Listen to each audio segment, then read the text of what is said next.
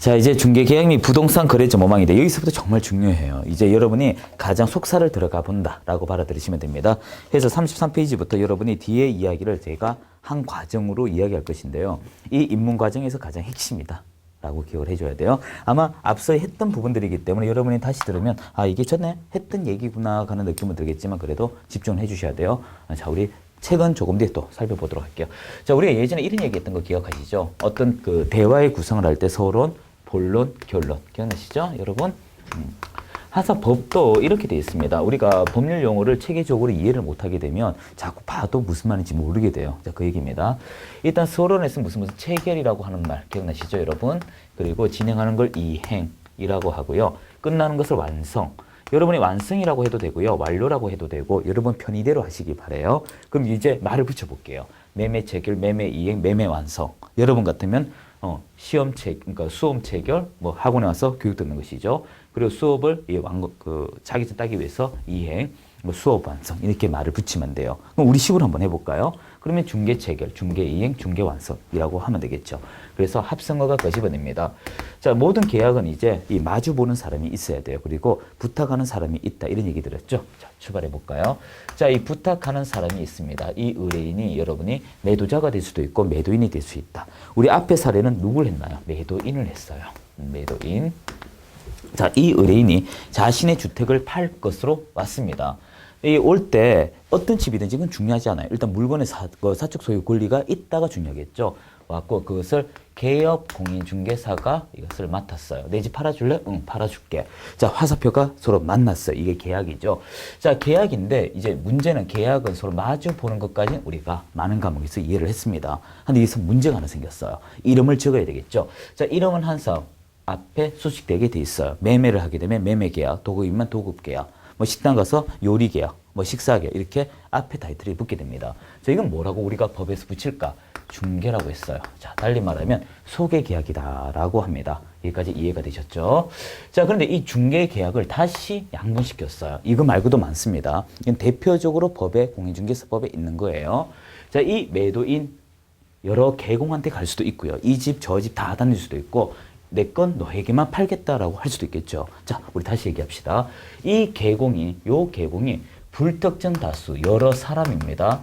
정해지지 아니하고 불특정 다수에게 갈 수가 있고 특정 계공한테 갈 수가 있어요. 자, 요 사람을 얘기합니다. 뒤에 적어드릴까요, 여러분?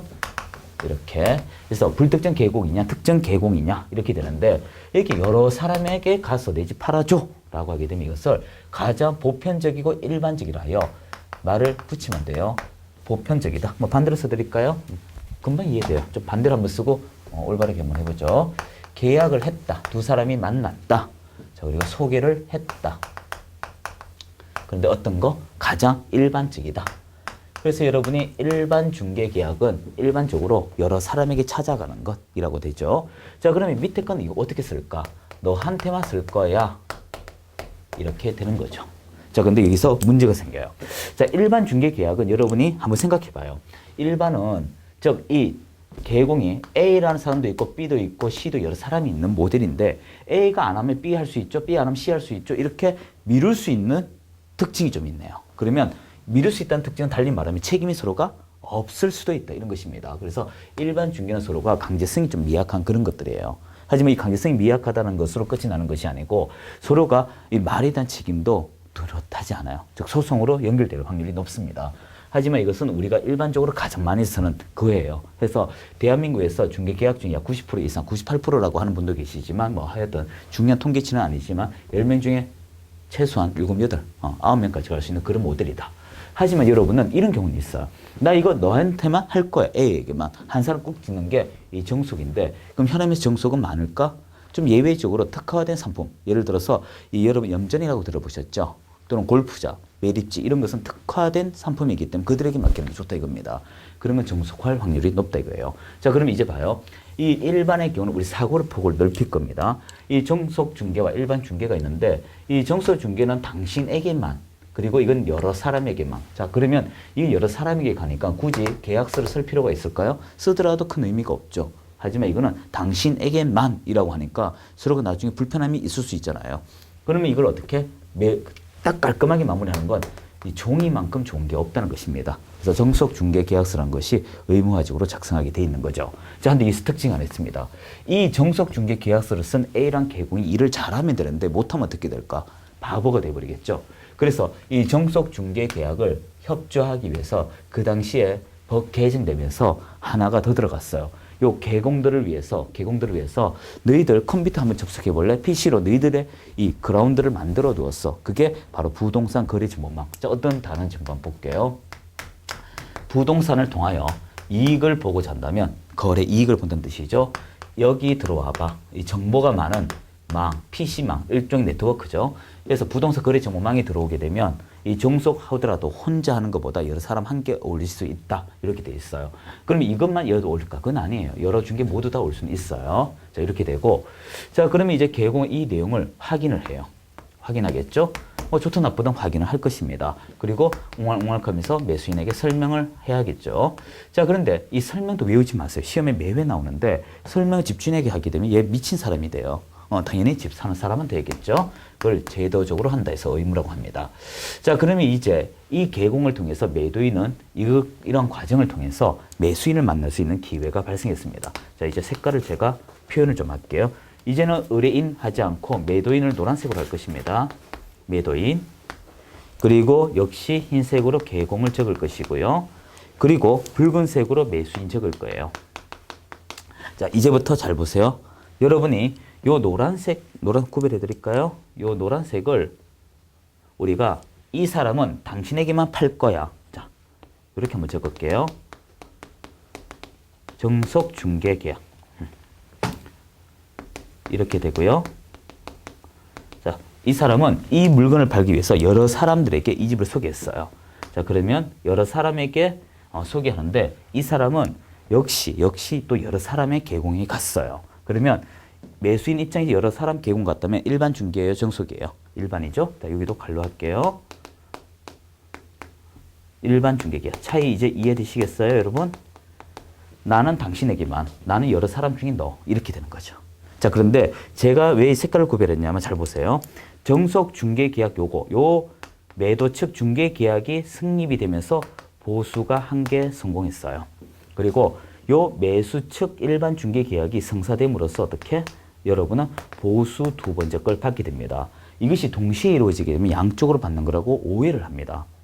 그러니까 동시에 받으면 양쪽으로 받는다 오해를 한다고요. 그냥 각각 받는 것이 시점만 동시란 거예요. 시점만. 그래서 여러분 함께 받는 것이 아니고 각각 받을 시점이 동시일 뿐입니다.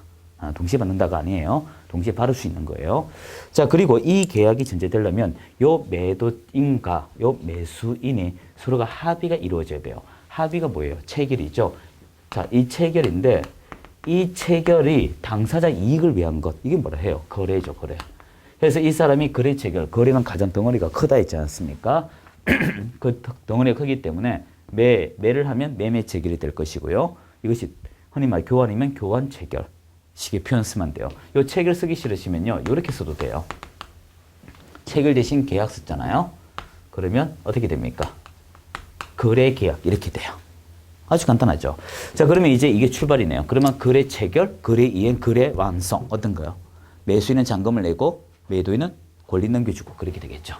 자, 이러한 와중에 우리가 할 게 있습니다. 자, 우리 한번 이 전체적인 목차를 자꾸 들여다보는 습성을 해야 돼요. 자, 이 흰색 분필은 이 계공의 역할입니다. 계공의 역할을 이야기하는 거예요. 이렇게 좀 적을게요. 이거 스톱 딱 해놓고 여러분 정리하셔야 돼요. 요것만큼은.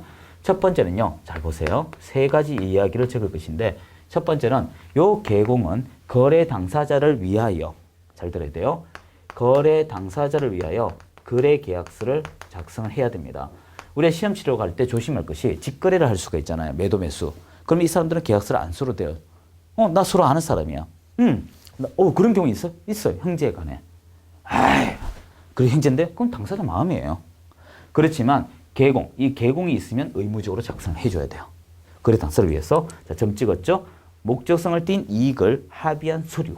자, 그리고 이 계공은 요 설명을 제대로 했는지 팔기 위해서 거짓말 해놓고 나중에 작성하고 딴소리 하면 골치 아프죠.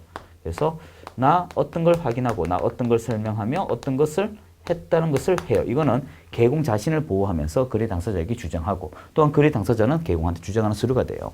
그리고 이제 내가 했던 일에 대해서 책임을 져줄게라는 서류가 이렇게 나오게 돼요. 자, 흰색 분필 이해되시죠? 자, 그렇지만 아직 이 파란색 분필이 남아 있어요. 이 파란색은요, 요 거래 체결되면서 이후에 이뤄지는 일인데요. 모든 것은 세금을 내야 이제 권리 주장을 할 수가 있습니다. 여러분, 장물합의라고 해서 이게 나쁜 게 아니에요. 누구보다 싸게 샀는데 왜 나쁠까요? 세금을 안 냈고 누군 세금을 냈잖아요. 세금을 안 낸 만큼 권리 보장을 못 하게 됩니다. 이해되셨죠? 그래서 이것은 세금에 관한 문제가 놓여지게 돼요. 자, 그러면 이제 세금을 많이 낼까요? 적게 낼까요? 많이 낼 사람이 있을까요? 가입표는 없다 이거예요. 자, 여기서 세금의 이야기가 이제 나오는데요. 여러분 이제 정리를 해야 돼요. 여러분 혹시 거민이라고 이제 종전이라고 적을게요. 거민제도가 있어요. 자, 이 거민제도는 어떤 거냐 하면, 자, 중간에 여기 좀 쓰고 낙서할게요. 잠깐 쓰고 지울 겁니다. 자, A, B, C가 있어요. 있는데 이 집은 똑같은 집이에요. 전부 다 평균 똑같고 다 똑같은데 10억. 이것도 10억. 이게 3억 할까요? 자, 누가 봐도 3억은 다운계약서인 것 같죠. 하지만 여러분 거민계약 너무 어렵게 받아들이지 말고 돼지고기에 파란색 도장에 빨간색 도장이 거민! 하고 딱 찍힌 거 보셔지 싶어요. 즉 돼지고기 한 마리에 도장 하나밖에 없어요. 이것도 똑같아요. 거래계약서, 거민서류가 거래계약서거든요. 너희들의 거래계약서에 도장 찍어줄게 이거예요. 도장 찍혀버리면 심리적, 심적으로 분명히 다운계약서다고 볼 수 있지만 형식적으로 내용이 맞지만 도장을 의무적으로 찍어줘야 되는 또 한계가 있어요. 그러다 보니 흔히 말해 다운하든 업하든 간에 비켜나갈 수 있는 단점이 있더라라는 것이죠. 그래서 법을 개정을 했어요. 어떻게 했냐면 부동산이라는 것을 거래하게 되면 신고하라는 부동산 거래 신고제도인데, 이건 어떠냐 하면 앞에서 했던 A 10억, B 10억, C 3억이면 C를 불러요. 야, 이리 와봐라. 네가 3억에 취득인데 나중에 팔 때 이 가격이 11억이 되면 시세타입 8억이 돼서 네가 내야 한다? 상당히 불편하겠네요. 즉 흔히 말해요. 절대값에서 상대값을 하면서 세금을 내는 모델로 가버렸어요. 자, 그래서 이 부동산 거래 신고를 끄집어내면서 세금에 관한 얘기가 연결이 되는 거예요. 자, 여기까지가 우리 현행법의 이야기고요. 자, 그러면서 이렇게 우리 이야기가 돌아가잖아요. 조금 다른 색으로 할게요. 자, 이렇게 이야기 돌아가는데 이러한 것을 하면서 여러분이 예쁘게 해야 되겠죠. 그래서 여기서 뭘 또 하냐면 중간에 좀 적을게요. 여러분 이런 일을 하면서 이 모든 일에 개입이 되어 있습니다. 제가 다른 색으로 할까요? 노란색으로 할게요. 어떤 거냐면 세 가지입니다. 세 가지. 첫 번째, 기본적인 윤리성을 갖추어라. 대표적으로 신의성실. 참 어려운 말이죠. 그리고 성관주의 이런 것들이 있고요. 알고 있는 거 함부로 말하지 마라. 그리고 여러분 악의적 행위하지 마라. 7가지가 있어요. 이런 것을 지켜라 이것입니다. 자, 지키면서 이걸 계속 반복적인데 여기서 우리가 돈도 받고 이런 일을 하는데 이걸 반복적으로 하면 이걸 도대체 뭐라고 부를까? 라고 하니까 이것을 반복적이다. 계속 반복적인 걸 업이다. 그럼 무엇을 반복적입니까? 그렇죠. 소개를 하더라. 그래서 이걸 중개업의 업무 영역이라고 이야기합니다. 그래서 여러분이 지금부터 배울 것이 어떤 과목이, 어떤 목차를 보면 이게 어디에 속하는지를 이해해야만 공부가 확인하기 쉬워져요. 쉬워집니다. 그리고 이 중개업에 있어서 이제 이것을 예쁘게 해야 되잖아요. 예쁘게 해야 되는데 문제가 생겼어요. 이것을 잘못하면 어떻게 됩니까? 혼나야 돼요. 혼나는데 그냥 혼내는 것보다 이 계도 개념이 있어야 되잖아요. 그 계도적 개념이 이제 공인중개사 협회인데 그건 별도로 얘기하고요. 잘못하면 이제 제재를 받게 됩니다. 자, 이제 제재 얘기합시다. 이건 좀 다른 이야기 할게요. 자, 이 제재는 이렇게 쓰는 겁니다. 이제부터 전체적인 포맷을 알아야 돼요. 그 제재는 우리가 너 일하지 마. 자, 어떤 것을 주는 것. 너 등록해서 등록해줄게. 신고해서 신고해줄게. 이게 그 흔히 말이에요. 행정민원이 요구에 의해서 결과 나오는 것. 예를 들어 등록증 신고증 팔았다. 좋은 거죠. 그것도 행정처분이고요. 그걸 다시 뺏어가는 것도 행정처분이에요. 자, 행정처분이라 하여 준 것을 뺏거나 또는 부여하는 여러 가지 어떤 힘을 준다, 힘을 뺀다. 이 모든 걸 행정처분이라고 합니다. 우리의 행정처분은요. 여기는 분위기가 안 좋잖아요. 안 좋은 행정처분은 너 일 잠시 멈춰. 너 일 못하게 할 거야. 이렇게 되고요. 그리고 너 이제 혼난다. 자, 이것이 행정에서 벌을 내리는데 이건 두 가지가 있어요. 두 가지. 자, 일단 행정 형벌이 있어요. 형벌. 자, 그런데 행정의 힘을 누구한테 넘겼냐면 사법기관에 빌려줬어요. 너가 대신 좀 얘를 혼내라. 행정형벌. 그래서 이것을 징역, 벌금 이렇게 돼요. 자, 이거는 왜 했냐면 앞에 사유가 좀 있기 때문에 이렇게 표기했고요. 이건 단어가 단단히 없어요. 자, 그리고 미래적 사건에 대해서 내리는 행정 질서벌이라고 했습니다. 이거는 과태료예요. 여러분 우리 공법 시간에 이행강제금이라고 들어보셨는데 성격이 똑같아요. 똑같은데 단지 한 번이냐 반복이냐 이 차이밖에 없습니다. 근데 이게 어떻게 읽는가 하면 잘 봐요. 노란색 잡았어요. 행정벌, 행정벌. 그래서 행정벌이 됐어요. 됐죠? 자, 이제 제가 빨간색 잡을게요.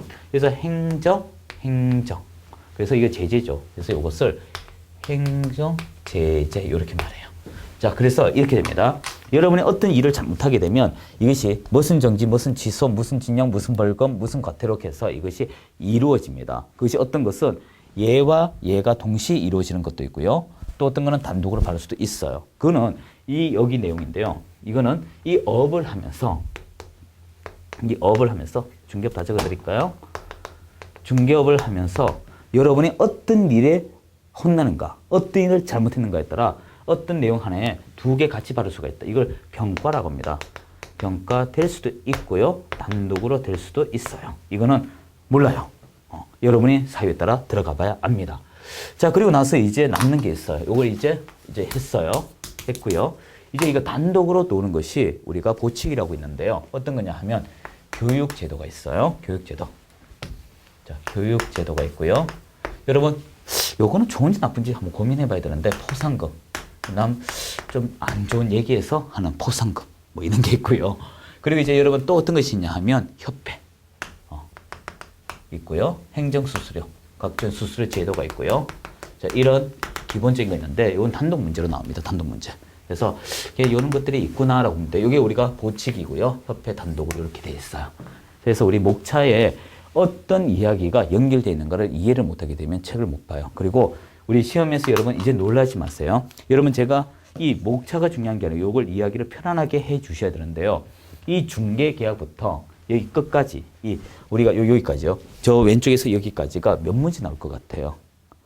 전체 40문제 중에 이 전체가요. 놀라지 마요. 60%를 육박해요. 60%. 육박해요. 그러면 몇 문제예요? 제가 알기로는 60은 24문제인 것 같아요. 그래서 24문제 이상을 어디서 낸다? 이 바닥에서 다 끄집어냅니다. 그래서 여러분이 어떤 공부를 하더라도 목차를 모르게 되면 복구문은 의미가 없어요. 이해되시죠? 자, 한 번만 더 하고 우리 목차 정리합시다. 일단 모든 것은 서론, 본론, 결론이다. 무슨 체결, 이행, 완성 또는 완료 같은 말입니다. 이제 마무리 지으니까 조금 장난칠게요. 무슨 완성 또는 완료 이렇게 되고요. 자, 그리고 일단 의뢰인과 계약원, 이 사람이 하는 걸 중개계약이다. 잘 들어야 돼요. 의뢰인과 의뢰인은 거래계약이다. 거래계약이다. 의뢰인과 계약원은 중개계약이다. 이것도 시험 나와요. 참 유치하죠. 우리 제 과목은요 정말 천천히 해도 돼요. 정말 세상 제일 편한 자세로 들었어요. 자는 거 빼고요. 자, 중개계약인데 여러 사람이 가면 일반 중개계약, 한 사람이 가면 정석 중개계약. 하되 이런 계공을 보호하기 위해서 이런 제도들이 있더라 하는 것이고, 이 내용을 확인해 설명하는 제도, 설명 의무가 있고요. 그리고 이 거래 당사자 만남으로써 우리가 일이 완성되더라. 이게 거래 계약 또는 거래 체결이더라. 그리고 중개 계약 하나당 보호수 하나씩 받는 거다. 됐죠? 그리고 거래 당사자를 보호하기 위해서 거래 계약서, 계공 스스로를 보호 또는 당사자가 있게 주장하기 위해서 확인 설명서, 일 잘못하면 책임져 줄게 업무 보정서. 그리고 이 사람들 그걸로 끝나는 것이 아니고 과거 거민제도에서 이제 부동산 거래 신고 제도로 넘어온 이야기가 있고요. 제도라고 적어드릴까요? 이러한 와중에 이야기할 때 지켜야 할 세 가지 기본 윤리, 비밀, 준수, 금지 행위가 있고요. 이걸 계속 반복적으로 하면 중개업이 되더라. 이걸 잘하면 되는데 잘못하면 제재가 있더라. 이것을 우리가 행제에서 드린 제재이기 때문에 행정제재라고 하더라. 그리고 일 못하게 하는 게 두 가지가 있더라. 한시적인 정지와 영구히 못하는 취소. 이걸 행정처분이라고 하더라. 그리고 형사, 처벌인 징역과 벌금 3년에 2천, 1년에 2천 있어요. 저는 행정형벌이고 이 과태료 500, 100 이런 것들이 있을 거예요. 그래서 이걸 행정벌이다. 이런 거는 내용에 따라 평가될 수도 있고 단독할 수도 있다. 자, 그리고 따로따로 노는 것들도 있더라. 그래서 이건 뭐 필요 없고요. 이 전체 내용이 60% 나옵니다. 자, 이제부터 여러분 내용이 중요한 게 아니고 키워드를 어떻게 쓰는지 이제 잘 봐야 돼요. 자, 일단 요거 정리되셨죠? 자, 요거 제가 좀 지워야 돼요. 캡처하셨나요? 자, 지울게요. 자, 이제부터 또 제가 낙서를 좀 할 거예요. 여러분. 자, 제가 이제 노란색으로 할까요? 여기 보면 여기 서 있죠? 이건 아니에요. 자, 이것도 서라는 글자가 있어. 이렇게. 자, 우리가 항상 똑같은 이야기 좀 반복을 많이 하는데요. 그 이야기를 기억을 하시게 되면 우리가 학습할 게 별로 없어요. 자, 서입니다. 이 서의 역할을 좀 기억하세요. 서. 자, 우리가 첫날에 이야기를 했죠. 앞에서 했죠. 무슨 서는 보여지는 것이거든요. 보여지는 거. 가장 껍데기입니다. 이런 건 우리가 시행 규칙에 있어요. 여러분, 대통령령이 시행령이 있는 것이 아니고 국토교통부령인 규칙이 있습니다. 서는 다 종이로 된 건 규칙이 있어요. 자, 이랬을 때 서의 순서가 이렇습니다. 항상 이래요. 첫 번째 건 성격을 규명합니다. 성격을 규명해요. 이거는 서라는 것은요, 일방 당사자 쪽으로 가지 못하도록 이렇게 저울화시킨 걸 서식으로 만들어 둔 거예요. 그러면 매도측도 매수도 아닌 계공도 아닌 수평적으로 할 수 있는 사람, 이 세 사람보다 높이 있는 사람이 만들어야 되죠. 그래서 시행규칙이라는 걸 하는 거 보니 국토교통부 장관, 국장이 만들어 둔 거예요. 그래서 국토교통부 장관이 다 만든 것입니다. 제작진은 전부 다 국장. 그리고 이러한 서식의 성격은 이거예요. 이것을 반드시 써야 될까 말아야 할까 해서 법정 서식인가 또는 반드시 써야 될 의무적 서식인가 권장 서식인가 여기서 몇 가지에 해당하게 됩니다. 한데 하나 힌트 드릴게요. 항상 우리 법은 이렇습니다. 법정 서식과 권장 서식은 둘 중에 하나예요. 좀 직선이 이상한가요? 둘 중에 하나예요. 이거는 이 두 가지는 둘 중에 하나예요. 왜냐하면 이거 안 쓰면 이거거든요. 둘 중에 하나. 이해되셨죠? 그리고 권장은 뭐냐 하면 내가 이것을 못한다면 이거 써라 이런 거예요. 그래서 내가 못한다면 이건 뭐냐 하면 바로 이겁니다. 필요적 기재사항. 너희들이 필요적 기재사항을 작성할 수 있어? 그러면 이거 안 써도 돼. 너희 이거 못 써? 그럼 이거 써. 이런 개념을 이야기해요. 그리고 이 법정 서식을 반드시 쓰게 되면 이 의무적으로 돼요. 그래서 이거는 물음표입니다. 이렇게 가는 거예요. 이렇게. 그래서 이 법정 서식은 의무적으로 써야 될까요? 말아야 될까요? 이렇게 그림이 가고요. 자, 그리고 두 번째, 성격을 알게 되면 이제 작성을 하죠. 항상 순서는 있습니다. 이 작성을 하는 것은 우월적 지위인 사람이 하게 돼 있어요. 이 의뢰인과 계공 중 우월적 지위 누구? 계공.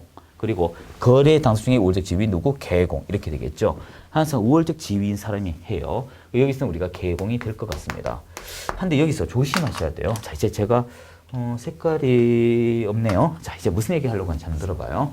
여기 마지막은요. 여러분 한번 이런 얘기하죠. 우리 상임들이 야, 손님 왔다. 손님은 내가 바를게. 나머지 네가 좀 정리해라. 테이블 정리해라. 이렇게 할 수가 있겠죠.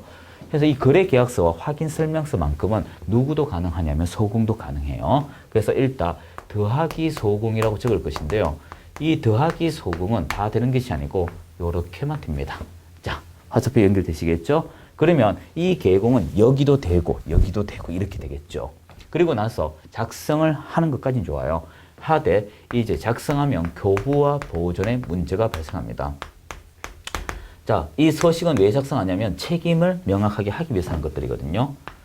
그래서 교부는 내 앞에 있는 사람, 내 앞에 있는 사람에게 주는 걸 우리가 의뢰인이라고 해요. 의뢰인. 그리고 밑에 거래계약서는 양 당사자에게 주잖아요. 이 당사자에게 주는 걸 우리가 말 그대로 당사자라고 합니다. 그러면 잘 봐요. 의뢰인 한 부, 당사자 두 부 이렇게 돼요. 그러면 보조는 당연히 최종 책임자가 하거든요. 계공이 해요. 계공이. 그러면 계공이 의뢰인에게 교부한다. 계공이 당사자에게 교부한다. 이렇게 되겠죠. 자, 그러면 내가 하나 가져요. 그러면 이 의뢰인이 나온 중개계약의 경우는 두 부를 작성하겠죠. 1. 그렇지만 당사자 개념인 거래계약서 확인설명서는 두 부, 한 부에서 세 부를 작성한다. 이렇게 되는 거예요. 이해되셨죠? 그리고 보조는 이제 3년, 5년 두 가지가 있습니다. 내용에 따라. 자, 이제 책임을 지기 위해서 어떻게? 이제 이름 적어야겠죠. 서명, 날인의 문제가 발생해요. 이것이 내용에 따라 이제 두 가지가 있어요. 또는 있고요. 밋이 있어요. 자, 이거는요. 여러분이 딱 보자. 중요하다 하면 서명 및 날인. 대충 하자. 서명 또는 날인. 이렇게 돼요. 여기서 거래계약서 중요해요? 미약해요? 중요하죠? 그러면 서명 및 날인. 이 일반 중개계약 대충 해도 돼요. 왜? 옆집에 갈 수 있으니까. 서명 또는 날인. 이렇게 되는 거예요. 자, 그런데 이때 서명은 자필인데요. 이 자필인데 이제 여기서 조심하셔야 돼요. 최종 책임자가 하는 것들이에요. 그래서 이거는 어떻게 되냐면 계공이 있는데요. 계약공인 중개사 그대로 쓸 때 법인이면 대표자. 법인은 우리가 이 법인격 있잖아요. 대표자 되고요. 그리고 분사무소. 분사무소가 되면 책임자 이렇게 돼요. 자, 여기까지 이해되셨죠? 그래서 이거 뒤바꾸면 안 돼요. 개인이면 개공, 법인이면 대표자, 분사무 책임자고요. 그리고 개업 공인중개사가까지는 좋았는데요. 만약에 소속 공인중개사가 있으면 당의 중개 행위를 한 소공 이렇게 해서 당소공이 들어가요. 그래서 대표자와 당소공, 책임자 당소공 또는 개공과 당소공 이렇게 됩니다. 이건 있을 수도 있고 없을 수도 있으니까 제가 요 뒤에 적어 드릴게요. 이렇게 돼요. 자, 참고로 이 당소공도 언제만 나오냐 하면 요가 똑같아요. 여기 거래계약서 확인 쓰면서 여기서만 나와요. 색깔 구별하기 위해서 자, 해놨죠. 자, 여러분 요 그림을 꼭 기억을 해 두셔야 돼요. 지금부터 할 얘기는 이 얘기의 반복입니다. 반복력. 자, 그래서 여러분이 33페이지부터 제가 페이지를 막 연결하면서 이야기할 것인데요. 이 이야기 속에는 요 이야기가 숨어져 있고 이 이야기를 여러분이 얼마큼 가져가는가가 핵심의 포인트가 됩니다. 자, 꼭 기억하셔야 돼요. 자, 요 이야기는 우리 뒷페이지 잠시 할 때 설명드리죠. 한번 꼭 기억해야 됩니다. 자, 잠시 쉬고 인사하도록 하죠. 수고하셨습니다.